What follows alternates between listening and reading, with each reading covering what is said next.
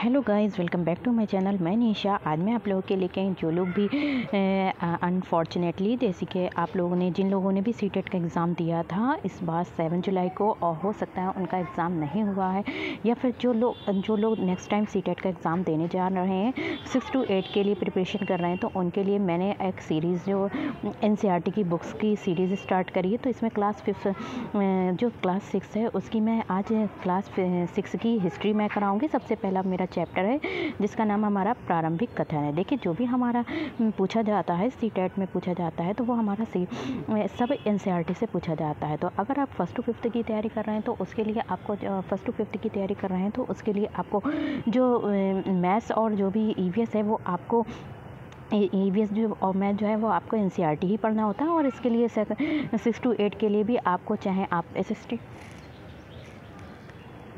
Math की तैयारी कर रहे हैं, मैथ साइंस की तैयारी कर रहे हैं, या फिर आप SST की तैयारी कर रहे हैं, तो उनके लिए भी आपको अगर आपने उन लोग को सीटेट NCERT ही पढ़ना होता है। अगर आपने इस NCERT को अच्छे से कंप्लीट कर लिया, पढ़ लिया, तो आपका फर्स्ट अटैम्प्ट में ही एग्ज़ाम क्लियर हो जाएगा। तो चलिए स्टार्ट करते हैं। ये हमारा फर्स्ट चैप्टर है और पहला कथन है। तो अध्याय 1 जिसे हम बोलते हैं, चैप्टर भी बोलते हैं, लेसन भी बोलते हैं, जिसको हम अध्याय 1 बोलते हैं। क्या लिखा है? प्रारंभिक कथन। तो हम इसमें क्या पढ़ेंगे? तो इसमें प्रारंभिक कथन पढ़ेंगे। क्या, कब, कैसे और कहाँ। तो क्या का मतलब होता है व्हाट, ठीक है। इसका जो होता है, जो लोग भी हिंदी में इंग्लिश में पढ़ना चाहते हैं तो उनके लिए इंग्लिश बुक्स भी हैं। तो क्या मतलब व्हाट, कब, व्हेन, कहाँ, कैसे, वेयर और हाउ मतलब कैसे, ठीक है। तो यहाँ पर बात कही गई। तो यहाँ पे एक क्लास 6 की बच्ची है जिसका नाम है रशीदा। यहाँ पे एक बच्ची है रशीदा है। रशीदा यहाँ पे क्या कर रही है? एक सवाल कर रही है। यहाँ पे क्या कर रही है? एक सवाल कर रशीदा बैठी अखबार पढ़ रही थी, ठीक है। तो यहाँ पे हम जानेंगे इतिहास के बारे में। जब हम अतीत पढ़ रहे हैं तो अतीत के बारे में जानेंगे। तो रशीदा का यहाँ पे सवाल है, रशीदा बैठी अखबार पढ़ रही थी, अचानक उसकी निगाह एक सुर्खी पर पड़ी। देखिए, मान लीजिए कि आपके घर भी न्यूज़पेपर आता है, न्यूज़पेपर आप पढ़ते होते हैं, तो कभी कभी एक कोई हेडलाइंस होती है तो उस पर आपकी एक नज़र पड़ जाती है। तो हेडलाइंस पे नज़र पड़ी तो वहाँ पर लिखा था, क्या लिखा था? हेडलाइंस में लिखा था कि 100 साल पहले। क्या लिखा था? एक हेडलाइंस थी जिसमें लिखा था 100 साल पहले। तो वो सोचने लगी कि ये कोई कैसे जान सकता है कि इतने वर्षों पहले क्या हुआ था। तो यहाँ पे कह रहे हैं कि जो रशीदा लड़की है, तो रशीदा जो थी वो अखबार पढ़ रही थी बैठी हुई, और उसकी निगाह क्या पड़ी? एक हेडलाइंस पे पड़ी। जब उसने हेडलाइंस पे जब उसने देखा तो वहाँ पर लिखा था कि 100 साल पहले। क्या लिखा था? 100 years ago लिखा था। तो उसने कहा कि मतलब 100 साल पहले के इतिहास को लोग कैसे जान सकते हैं, इतने वर्षों पहले क्या हुआ। तो यहाँ पर अब हमारा जो चैप्टर है वो स्टार्ट होगा। तो यहाँ पे देखें, तो देखिए कोई भी चीज़ें हैं, जैसे कि आप स्कूल नहीं गए हैं, मान लीजिए कि आप आज स्कूल नहीं गए, तो आप क्या है किसी से पता करेंगे ना कि स्कूल में क्या मैम ने काम कराया है, क्या नहीं काम कराया है, कितना वर्क हो गया है, कितना नहीं। तो मतलब किसी से पता करेंगे? या तो आपने कॉल करके पता कर सकते हैं, या फिर आप उनके घर पे अपने फ्रेंड्स के घर जाकर पता कर सकते हैं, या फिर टीचर्स से पता कर सकते हैं। तो अनेक कारण से अलग अलग तरीके से आप पता लगा सकते हैं। तो ठीक इसी तरीके से भी जो हमारे प्राचीन समय था तो उसमें भी ऐसा ही होता था, ठीक। तो यहाँ पे कह रहे हैं कि कैसे पता लगाएं, ठीक है, कि जो आपका इतिहास है, जो आपका पहले है कि कल क्या हुआ, तो इसको हम कैसे पता लगाएं। तो ये जानने के लिए कल क्या हुआ, ठीक है। तो तुम किससे रेडियो सुन सकते हो, इसके लिए हम क्या कर सकते हैं? रेडियो सुन सकते हैं कि कल क्या हुआ था। तो हम, ठीक है, टेलीविज़न देख सकते हैं, यहाँ पे हम रेडियो का यूज़ कर सकते हैं, टेलीविज़न देख सकते हैं, या फिर न्यूज़पेपर को पढ़ सकते हैं। इसके साथ ही साथ जानने के लिए पिछले साल क्या हुआ था, तो तुम किसी ऐसे व्यक्ति से बात कर सकते हो जिसे उस समय की स्मृति हो, यानी कि उसको जो वो हुआ था, जो भी कोई घटना हुई थी वो उसे याद हो। तो लेकिन बहुत पहले क्या हुआ था ये कैसे जान सकते हैं? तो आपको अच्छे से समझ में आ गया होगा कि हम कैसे पता लगाएं कि कल क्या हुआ था। तो हम किसे लगा सकते हैं? जैसे कि न्यूज़पेपर हो गया, अखबार हो गया, न्यूज़पेपर हो गया, रेडियो हो गया, टेलीविज़न हो गया, या फिर हम किसी अदर पर्सन से भी हम पूछ सकते हैं कि कल क्या हुआ। लेकिन अगर हम बात करते हैं कि काफ़ी टाइम पहले क्या हुआ है, तो इसके लिए हमें कुछ चीज़ों को जानना पड़ता है। अतीत के बारे में हम कैसे जान सकते हैं? यहाँ पे कह रहे हैं कि बहुत समय पहले अतीत के बारे में हम कैसे जान सकते हैं? तो अतीत के बारे में बहुत कुछ जाना जा सकता है। तो कैसे जाना जा सकता है? तो अतीत के बारे में बहुत कुछ जाना जा सकता है, जैसे लोग क्या खाते थे, लोग यहाँ पे कह रहे हैं कि क्या खाते थे, क्या मतलब जो थे जब पुराने ज़माने में लोग जो थे वो क्या खाते थे, कैसे कपड़े पहनते थे, ठीक है, कैसे तरह के घरों में रहते। तो यहाँ पे कह रहे हैं कि क्या खाते थे, अतीत के बारे में बात करें तो क्या खाते थे, क्या पहनते थे, क्या घरों में किस तरीके के घरों में रहते थे। हम आखेटकों, शिकारियों, पशुपालकों, कृषकों, शासकों, व्यापारियों, पुरोहितों, शिल्पकारों, कलाकारों, संगीतकारों या फिर कह रहे हैं कि वैज्ञानिकों के जीवन के बारे में जानकारियाँ हासिल कर सकते हैं। यही नहीं, हम ये भी पता कर सकते हैं कि उस समय बच्चे कौन कौन से खेलते थे। तो यहाँ पे क्या कह रहे हैं कि अतीत के बारे में जान सकते हैं। कैसे जान सकते हैं कि अतीत में क्या हुआ, किस तरीके से लोग खाना खाते थे, कपड़े पहनते थे, किस तरीके के घरों में रहते थे। इसके साथ ही साथ हम ये भी जान सकते हैं कि वहाँ पर जब उस टाइम पे पीरियड पे बच्चे किस तरीके के खेल खेलते थे, किस तरीके की कहानियाँ सुनते थे, कौन से नाटक देखा करते थे या फिर कौन कौन से गीत गाते थे। इन सब चीज़ों को हम जान सकते हैं। अतीत की चीज़ों को हम क्या करते हैं, जान सकते हैं। तो कैसे, अब बात करते हैं कि लोग कहाँ रहते हैं। जैसे कि प्राचीन समय के प्राचीन ज़माने में जो समय था वहाँ पर लोग कहाँ रहते थे, ठीक है। तो यहाँ पे हम मानचित्र देखेंगे, मैप को देखेंगे। यहाँ पर पृष्ठ 1 पर पृष्ठ 2 में नर्मदा नदी का पता लगाओ, ठीक है। यहाँ पे कहना है कि मानचित्र 1 में पृष्ठ 2 नर्मदा नदी का पता लगाओ। कई लाख वर्ष पहले से लोग इस नदी के तट पर रहते थे। तो नर्मदा नदी है, ठीक है, जो नर्मदा नदी है तो उसके आसपास लोग जो थे वो क्या करते थे, रहते थे। और इसके साथ में रहते के साथ में आरंभिक लोग, इसमें से कुछ लोग कुशल संग्राहक थे। कैसे थे, कुशल संग्राहक थे, जो आसपास के जंगलों के विशाल संपदा से परिचित थे, ठीक है। जो आसपास की चीज़ें थी उनसे परिचित थे, यानी कि इंट्रोड्यूस थे। अपने भोजन के लिए वे जड़ों, फलों, जंगल के अन्य उत्पादों का यही संग्रह किया करते थे। वे जानवरों को आखेट यानी शिकार भी करते थे। जो नर्मदा नदी के पास में लोग रहते थे तो वो क्या करते थे, अपने ही आसपास के लोगों के साथ मतलब वहाँ पर खाते पीते थे, तो उन चीज़ों का शिकार भी करते थे और वहाँ पर से उन्हीं को जो चीज़ें, जैसे यहाँ पे कह रहे हैं कि जड़ हैं, फूल हैं, जंगल हैं, अन्य उत्पादों का यही से संग्रह किया करते थे। फिर आती है, बात करते हैं, यहाँ पे करते हैं कि अब तुम उत्तर पश्चिम की सुलेमान और किरथर पहाड़ियों का पता लगाओ। तो यहाँ पे कह रहे हैं कि अगर हम बात करें कि हमें जो है उत्तर पश्चिम की सुलेमान और किरथर पहाड़ियों का क्या लगाना है, पता लगाना है। तो इस क्षेत्र में कुछ ऐसे स्थान हैं जहाँ लगभग 8000 वर्ष पूर्व स्त्री पुरुष ने सबसे पहले गेहूं तथा जौ जैसी फसलों का उपजाना आरंभ किया था। तो सबसे पहले जो था, यहाँ पे अगर क्वेश्चन आ जाता है कि जो किरथर पहाड़ियों में जो है, कह रहे हैं कि जहाँ पे वहाँ पर जो लोग रहते थे 8000 वर्ष पूर्व, यानी कि 8000 साल पहले जो स्त्री पुरुष रहते थे वहाँ पर सबसे पहले जो उन्होंने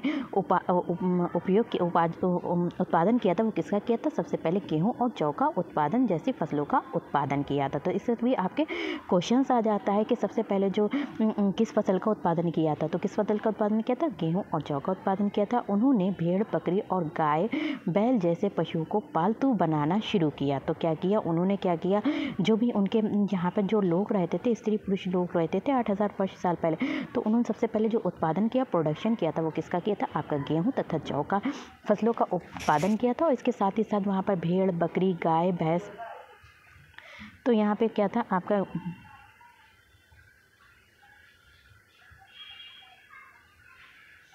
अगर बात करते हैं तो यहाँ पे हमारी क्या है, भेड़, बकरी,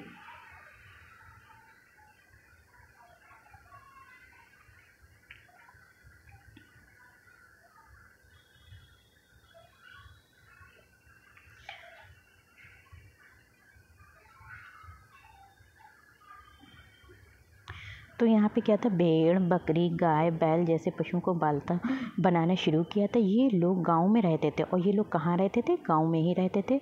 उत्तर पूर्व में गारो तथा मध्य भारत में विंध्य पहाड़ियों का पता लगाओ। आप क्या करें कि जो उत्तर पूर्व में हमें गारो पहाड़ियों का तथा मध्य भारत में विंध्य पहाड़ियों का पता लगाना है। ये कुछ अन्य ऐसे क्षेत्र थे जहाँ कृषि का विकास हुआ है। तो कृषि का जहाँ पे विकास हुआ है, जहाँ सबसे पहले चावल उपजाया गया, वे स्थान विंध्य के उत्तर में स्थित है। देखिए, जो सबसे पहले अगर बात करते हैं कि चावल का उत्पादन सबसे पहले जो हुआ था वो आपका कहाँ हुआ था, विंध्य पहाड़ियों में हुआ था।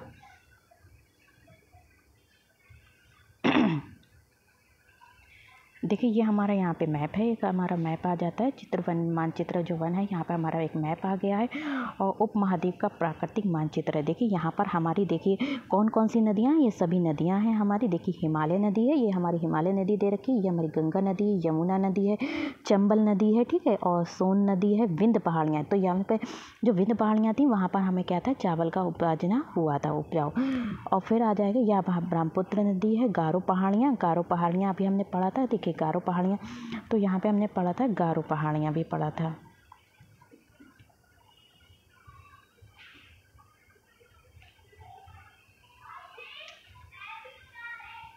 फिर आपकी आ जाती है गोदावरी नदी। तो यहाँ पे जो आपका है मैप दे रखा है, तो ये हमारा कहाँ है, उपमहाद्वीप का प्राकृतिक मानचित्र है। फिर हम बात करते हैं यहाँ पे हिंद महासागर की। देखिए मानचित्र पर सिंधु तथा इसकी सहायक नदियों का पता लगाने का प्रयास करो। तो यहाँ पे करें, जो मैप दे रखा है वहाँ पर आपको सिंधु तथा इसकी सहायक नदियों का पता लगाना है। तो चलिए देखते हैं कि जो सिंधु है और इसकी सहायक नदियाँ जो होती हैं वो कौन सी हैं। तो देखिए सिंधु नदी,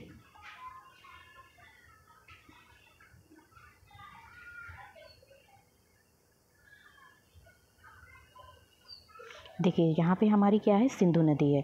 तो ये हमारी सिंधु नदी हो गई, ठीक है, सिंधु नदी। और इसकी जो सहायक नदियाँ हैं, जैसे कि आपकी क्या थी, हो गई सहायक नदियाँ। तो ये हमारी सिंधु नदी यहाँ से जा रही है। और जो इसकी देखिए सहायक नदी है, सतलज नदी है। तो यहाँ पे हमारी सतलज नदी है, रावी नदी है, चिनाब नदी है, झेलम नदी है, व्यास नदी है। तो ये सभी हमारी सिंधु नदी की क्या है, हमारी सहायक नदियाँ हैं। तो अभी देखते हैं, पढ़ते हैं। तो इसमें जो है कह रहे हैं कि सहायक नदियाँ उन्हें कहते हैं जो एक बड़ी नदी में मिल जाती हैं। तो यहाँ पे जो बड़ी नदी में मिल गई हैं, तो यहाँ पे जो सहायक नदी जो है ये सब एक बड़ी नदी में, तो ये सब हमारी झेलम नदी है, चिनाब नदी है, रावी नदी है और सतलज नदी है, व्यास नदी है, सब क्या है, एक बड़ी नदी में हमारी मिल जाती हैं।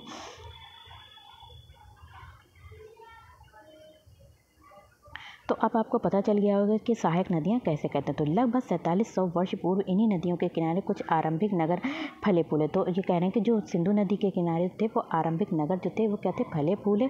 गांव व इसकी सहायक नदियों के किनारे तथा समुद्र तटवर्ती इलाकों में नगरों का विकास लगभग जो हुआ था वो 2500 वर्ष पूर्व हुआ था। आपका नेक्स्ट आपका देखते हैं कि गंगा तथा इसकी सहायक नदियाँ सोन का पता लगाओ। देखिए गंगा नदी और हमें इसकी सहायक नदियों का पता लगाना। तो गंगा नदी और इसकी सहायक जो नदियाँ हैं वो हमें इसका पता कैसे लगाना। देखिए जो गंगा नदी है वो आपकी, देखिए ये गंगा नदी रही और इसकी जो सहायक नदियाँ हैं, जैसे सोन नदी अभी बताया था, तो सोन नदी है, नर्मदा नदी है, यमुना नदी है। तो यहाँ पे हमने पढ़ा है गंगा नदी के बारे में, ठीक है। तो अब हम देखते हैं कि देखिए ये चैप्टर को अच्छे से समझना है, क्योंकि आप लोगों के जो भी क्वेश्चंस पूछे जाते हैं वो आपके जो हैं कथन पे पूछे जाते हैं। जब आपका चैप्टर अच्छे से कंप्लीट होगा, देखा होगा, तो तभी आप उस कथन को सॉल्व कर पाएंगे। तो देखते हैं, तो यहाँ पर हम पढ़ रहे थे गंगा तथा इसकी सहायक नदियाँ सोन का पता लगाओ, ठीक है। तो गंगा नदी का भी हमने पता लगा लिया और सोन नदी का भी पता लगा लिया। देखिए यहाँ पर हमारी, देखिए जो गंगा नदी है वो हमारी आपकी कहाँ है, तो यहाँ पर हमारी जो गंगा नदी थी, ठीक है, तो और उसकी जो सहायक नदियाँ यहाँ पे हमारी देखिए गंगा नदी है, ठीक है, और सोन नदी का भी मैंने पता लगा लिया। तो इस तरीके से ये हमारी गंगा नदी और सोन नदी हो गई है। नेक्स्ट हम देखते हैं कि इसमें हमारा क्या पूछ रहे हैं। तो गंगा के दक्षिण में इन नदियों के आसपास का क्षेत्र प्राचीन में मगध, वर्तमान बिहार में के नाम से जाना जाता है। इसके शासक जो थे वो बहुत ही शक्तिशाली थे। कह रहे हैं कि जो वहाँ के शासक थे वो क्या थे, बहुत ही ज़्यादा शक्तिशाली थे और उन्होंने एक विशाल राज्य स्थापित किया तथा देश के अन्य हिस्सों में भी ऐसे राज्यों की स्थापना की गई थी। नेक्स्ट हम पढ़ते हैं कि लोगों ने सदैव, यहाँ पे अगर हम देखते हैं तो यहाँ पे देखिए, तो लोगों ने सदैव उपमहाद्वीप के एक हिस्से से दूसरे हिस्से तक की यात्रा की। जो हम अभी चित्र देखा था, एक हिस्से से दूसरे हिस्से तक की लोगों ने क्या की थी, यहाँ पे यात्रा की थी। क्या की थी, यात्रा की थी। कभी कभी हिमालय जैसे ऊंचे पर्वतों, पहाड़ियों, रेगिस्तान, नदियों तथा समुद्रों के कारण यात्रा जोखिम भरी होती थी। देखिए यहाँ पे जो थे एक हिस्से से दूसरे हिस्से पे उनको क्या होता था, आना पड़ता था। इसलिए वो क्या करते थे, तो आने के लिए यहाँ पे किसकी यात्रा करते, तो कभी कभी हिमालय जैसे ऊंचे ऊंचे कहीं पे पहाड़ आ गए, ठीक है, तो पहाड़ आ गए, कहीं पे पहाड़ियाँ आ गई, कभी रेगिस्तान, कभी नदियाँ, समुद्रों के कारण यहाँ पे यात्रा जोखिम भरी होती थी। फिर भी ये क्या करते थे, यात्रा उनके लिए असंभव नहीं थी, ठीक। लेकिन ऐसा नहीं था कि मतलब अगर उनके साथ में सामने कोई भी ऐसी चीज़ें आ रही थी जोखिम भरी, लेकिन फिर भी उन्होंने क्या था, अपनी यात्रा को कभी भी रोका नहीं था। अतः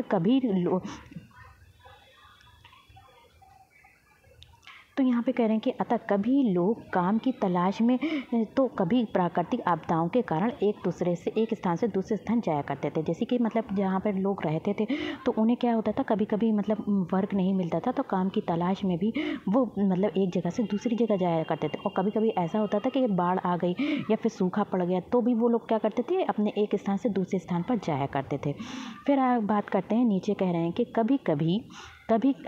कभी कभी सेनाएं दूसरे क्षेत्रों पर विजय हासिल करने के लिए भी जाती थी। देखिए दूसरे क्षेत्रों पर कभी कभी लोग जो थे एक जगह पर रहते थे, चाहते थे कि दूसरी जगह पर भी वो विजय प्राप्त कर लें, ठीक है, तो उसके लिए भी वो क्या करते थे, यात्रा करके जाते थे।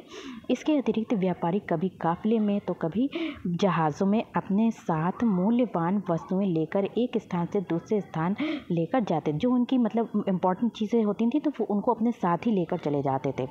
धार्मिक गुरु जो धर्म के गुरु होते थे उन लोगों को शिक्षा और सलाह देते हुए एक गांव से दूसरे गांव तथा एक कस्बे से दूसरे कस्बे जाया करते थे। देखिए धार्मिक गुरु जो धर्म को मानने वाले गुरु होते थे वो और लोगों को शिक्षा की सलाह देते थे। वो क्या कहते थे, सभी लोग शिक्षित हो जाओ और सभी को शिक्षा प्राप्त करने का अधिकार है, और जब शिक्षित होंगे तभी हम अपने दूसरे आगे बढ़ सकते हैं, अपना विकास कर सकते हैं। तो इसलिए वो क्या करते थे, कस्बों में जाते थे, एक दूसरे के जाते थे, उनको सलाह देते थे। कुछ लोग नए और रोचक स्थानों को खोजने की चाह में भी उत्सुकता वश की यात्रा किया करते थे। इन सभी यात्राओं से लोगों को एक दूसरे के विचारों के जानने का अवसर मिला। तो जब वो यात्रा करते थे तो उनसे क्या होता था, जब हम लोग हैं जैसे कि जब कभी हम लोग क्या करते हैं, यात्रा करते हैं तो क्या करते हैं, जब हम उनके बातचीत करते हैं तो एक दूसरे के विचारों को हमें पता चलता है।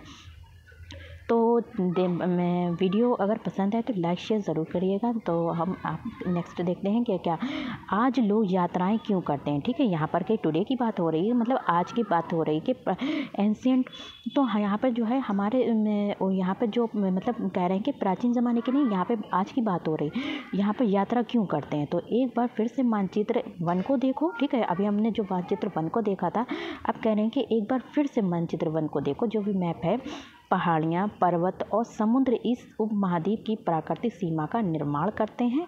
हालांकि लोगों के लिए इन सीमाओं को पार करना आसान नहीं था।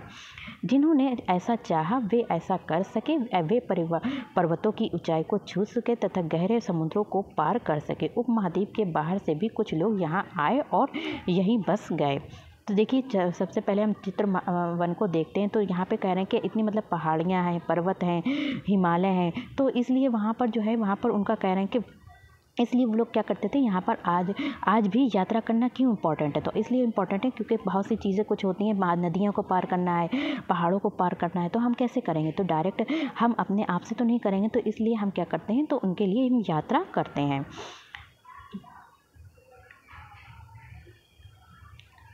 और यहीं से बस गए। तो कुछ लोगों के इस आवागमन का मतलब होता है आने जाने। ठीक है, तो आवागमन से हमारी सांस्कृतिक परंपराओं को समृद्ध किया। कई सौ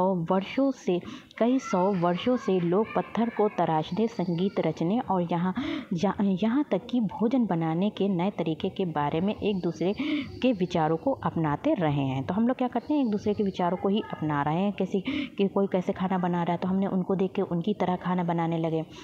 नेक्स्ट हम देखते हैं कि यहाँ पे कह रहे हैं कि देश के नाम। ठीक है, अपने जो इंडिया है उसके देश के नाम।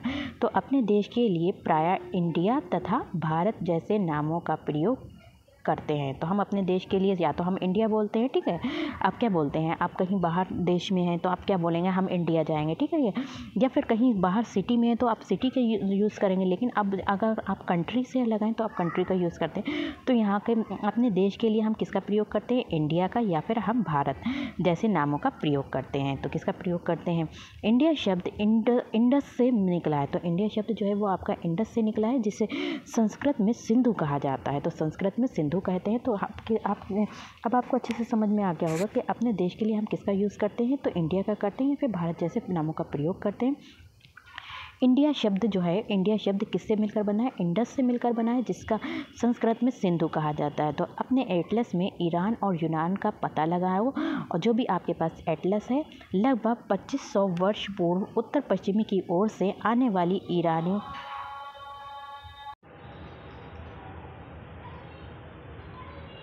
तो यहाँ पे हम क्या बात कर रहे थे कि अपने देश के लिए प्रायः हम किसका प्रयोग करते हैं, इंडिया का करते हैं या फिर भारत के नामों का प्रयोग करते हैं। इंडिया शब्द जो है वो हमारे इंडस से निकला है। किससे निकला है? इंडस से निकला है, जिसे संस्कृत में सिंधु कहा जाता है। क्या कहा जाता है? सिंधु कहा जाता है। अपने एटलस में ईरान और यूनान का पता लगाओ। लगभग 2500 वर्ष पूर्व उत्तर पश्चिम की ओर से आने वाले ईरानियों और यूनानियों ने सिंधु को हिदोस कहा तथा इंदोस और इसी नदी के पूर्व में स्थित भूमि प्रदेश को इंडिया कहा। भरत नाम का प्रयोग देखिए, भरत नाम का कह रहे हैं कि प्रयोग, जो भरत नाम का प्रयोग हुआ है वो आपका कहाँ हुआ है? तो वो हुआ है उत्तर पश्चिम में रहने वाले लोगों के एक समूह के लिए किया जाता है। देखिए, भरत नाम का प्रयोग जो उत्तर पश्चिम में रहते हैं, कहाँ रहते हैं? उत्तर पश्चिम में रहते हैं, उन लोगों के एक समूह के लिए किया जाता है। ये इस समूह का उल्लेख संस्कृत की आरंभिक लगभग 3500 वर्ष पुरानी है। ठीक है, कीर्ति ऋग्वेद में भी मिलता है। बाद में इसका प्रयोग देश के लिए होने लगा। तो हम क्या करते हैं? भरत नाम का प्रयोग भी कर सकते हैं अपने इंडिया के लिए। अब बात करते हैं यहाँ पे कि अतीत के बारे में हम कैसे जान सकते हैं। तो यहाँ पे हम अतीत के बारे में, अगर हम अपने पास्ट के बारे में जानते हैं तो कैसे कैसे जान सकते हैं। तो देखिए, तो अगर हम शॉर्ट में पढ़ाएं, देखिए चैप्टर बहुत ही ज़्यादा लॉन्ग है और वीडियो आपकी 20 मिनट्स की हो भी गई है। तो अगर नेक्स्ट वीडियो में हम पढ़ेंगे कि अतीत के बारे में हम कैसे जान सकते हैं। तो अभी मैंने चैप्टर आपका स्टार्ट कर दिया है, तो नेक्स्ट वीडियो में क्लास सेकंड में मैं आपके चैप्टर को कोशिश करूँगी कि कंप्लीट करा दूँ। नहीं तो मैं आपको 2 से 3 वीडियोज़ में हो जाएगा, नहीं तो 1 वीडियोज़ में हो जाएगा। तो मिलते हैं नेक्स्ट वीडियो में। वीडियो पसंद आए तो like share subscribe my channel. Thank you, have a nice day. मिलते हैं नेक्स्ट।